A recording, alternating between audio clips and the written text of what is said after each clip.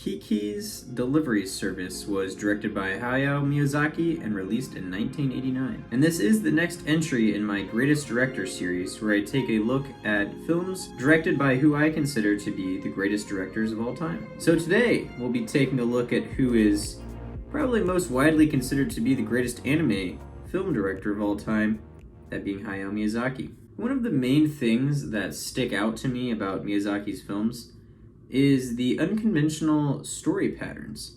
I can never quite tell where the story is going. I can never predict the endings because it's just so different than what we're used to seeing. The story is about a young witch who must move to a new city on her own. She's used to living in the country, and when she moves to the city, she feels no need to hide the fact that she's a witch.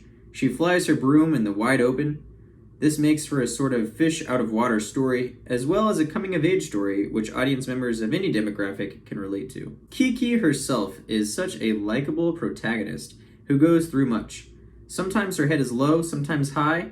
It's a great character journey. And like all of Miyazaki's films, he takes great care and attention to the animation itself. So Kiki's Delivery Service is obviously gorgeous. The animation here in every frame is captivating. From the very first scene, the animation got me hooked, and I couldn't tear my eyes from the screen. It really is just gorgeous, and you can see the craft in every pixel. And because it's hand-drawn, everything in the frame looks intentional.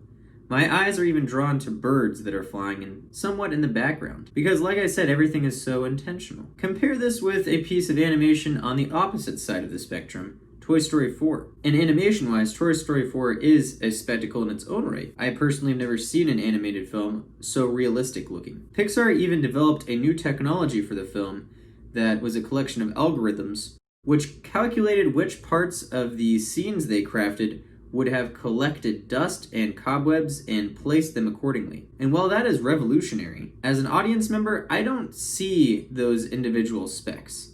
They make up one part of the bigger picture, of course, but I do see everything in Kiki's Delivery Service. And it feels like a warmer, more charming, more comfortable film in that regard. Miyazaki is also famous for his visceral fantasy world creations. Kiki's Delivery Service is set in a fictional European city around the 1950s in a world where both World War I and World War II never occurred. And the characters inhabiting this world can be inviting, strange, intimidating to a young girl moving out for the first time. Kiki goes through a great character journey in this world.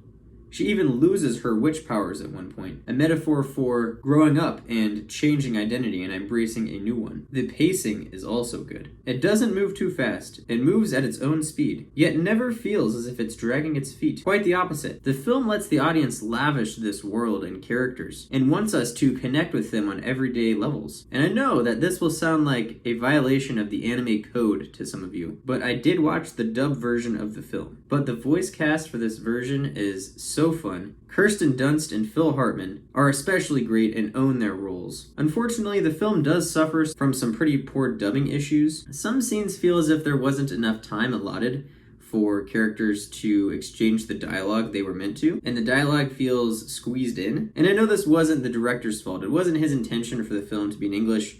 It was intended to be in Japanese. So I won't count it against the film, but I did think it was worth mentioning. The story, to me, is always the most important aspect of the movie.